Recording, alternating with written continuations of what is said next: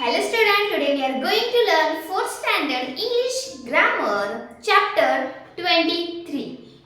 Chapter 22 3 22 पर्यंत आपण पाहिले आहे. If you have any doubt please comment me, I will explain. Now today we are going to learn new chapter past continuous tense. Okay, past continuous आपण present continuous पाहिला. Continue मध्ये ing कसं लावायचे याचे पण रूल पाहिले आहेत. तर तेच रूल आपल्याला इकडे पण यूज करायचे पण सेंटेन्स बनवायचे पास्ट कंटिन्यू टेन्स मधलं. ओके, चला मग एक सेंटेन्स घेते त्याच्यानुसारच आपण शिकत जाऊया आणि काय काय चेंजेस होतात ते पण पाहू. सी तुमच्या बुक मधलं सेंटेन्स घेते. Suma is waiting.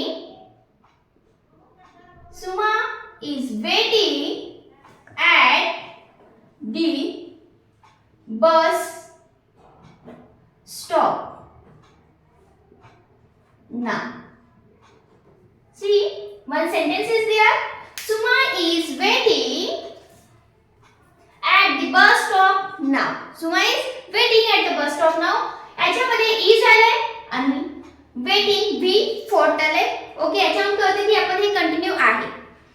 असं सेकंड सेंटेन्स घेते.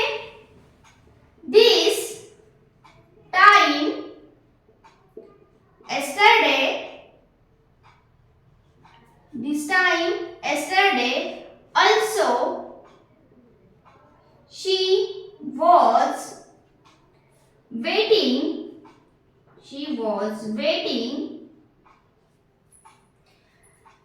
there at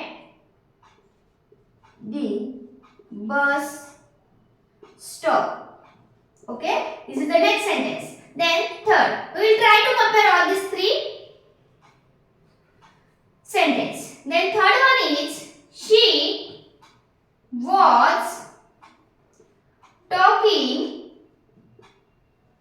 was talking on phone while she was waiting. See, there is the three sentences. फक्त तुम्ही रीडिंग करून कंपेअर करा काय काय चेंजेस दिसतात. Suma is waiting at the bus stop now. Is waiting. This time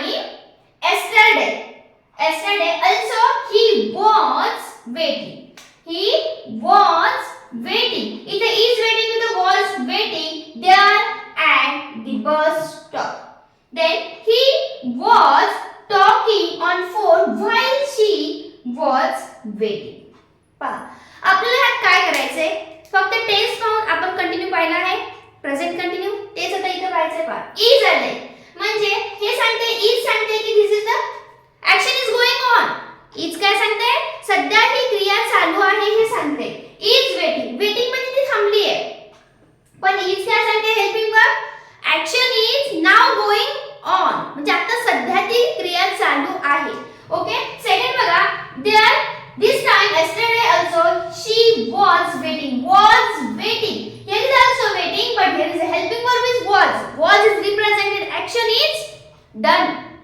Okay, म्हणजे action is done in past म्हणजे काही वेळापूर्वी किंवा काही ही घटना घडून गेलेली आहे हे सांगते was helping verb. Okay, see third sentence. She was talking on phone while she was waiting. She was talking on phone. This also action is done but when? Action is done in the past. Who represented? Was. म्हणजे was सांगते आपल्याला की काय झालेली आहे. Talking ती बोलली आहे पण कधी ती बोलून गेलेली आहे. was सांगते पूर्ण झालेली आहे. क्रिया कशी झालेली आहे? भूतकाळ घडून गेलेली आहे. was सांगते helping verb. Here is also was. She was waiting. ती वाट पाहत होती. She was talking. ती काय करत होती? बोलत होती. On phone while she was waiting. कधी? जेव्हा ती वाट पाहत होती त्याच वेळेस तिचं काय चालू होतं का? बोलत पण होती. असं म्हणलेलं आहे. म्हणजे आपल्याला याच्यावरून कळतं की action is going on. Action in done in past. He action झालेली आहे. ही क्रिया होऊन गेलेली आहे. ही क्रिया चालू आहे. ही पण क्रिया होऊन गेलेली आहे. हाच फरक आहे प्रेझेंट कंटिन्यू मध्ये आणि पास्ट कंटिन्यू मध्ये. ओके, चला मग याच्यामध्ये पाहिलं am is are वापरतात प्रेझेंट कंटिन्यू मध्ये. मग ह्यात काय वापरणार? फक्त was नाही. याच्यामध्ये to be चे was आणि where वापरतात. मग चला पाहूया was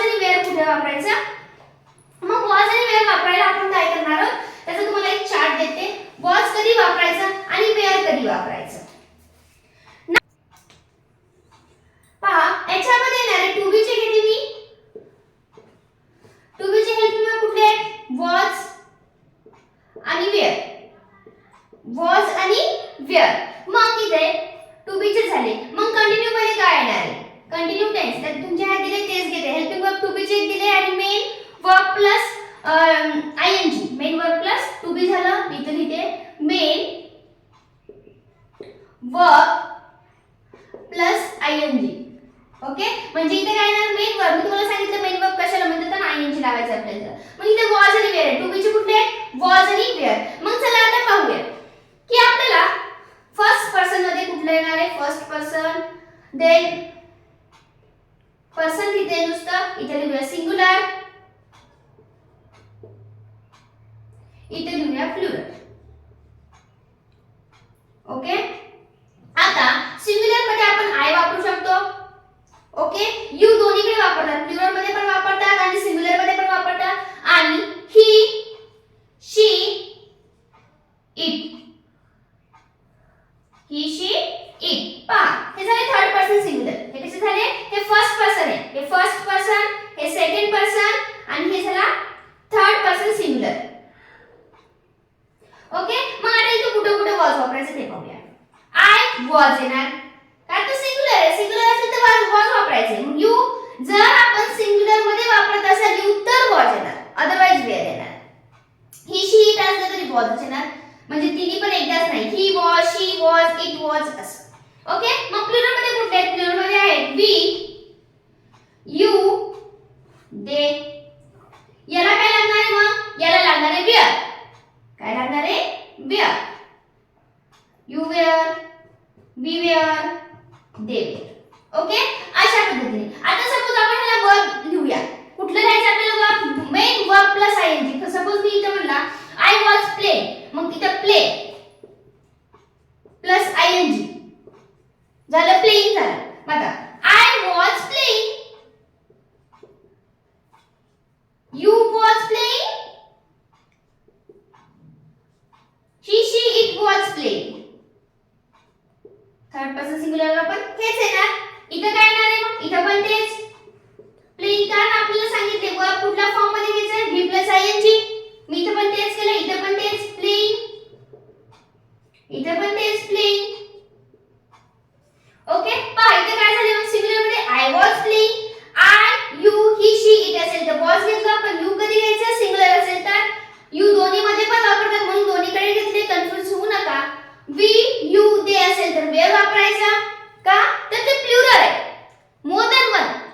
त्याच्यामुळे ते वेअर वापरलं. या पद्धतीने तुम्ही पास्ट कंटिन्यू टेन्स सेंटेन्स ओळखू पण शकता आणि तयार पण करू शकता by using this rule. Okay, चला इथेपर्यंत काही डाऊट असेल तर नक्की सांगत चला. व्हिडिओला शिकत राहिलोय, लाईक करायचं राहिलं असेल तर पटकन लाईक करून घ्या आणि शेअर आणि सबस्क्राईब करायला विसरू नका. कारण थोडंसं आपण याच्यामध्ये क्वेश्चन थोडे ब्रॉड आहेत ते आपण नेक्स्ट व्हिडिओमध्ये पाहणार आहेत. तोपर्यंत एवढं लर्न करून घ्या. Okay, thank you.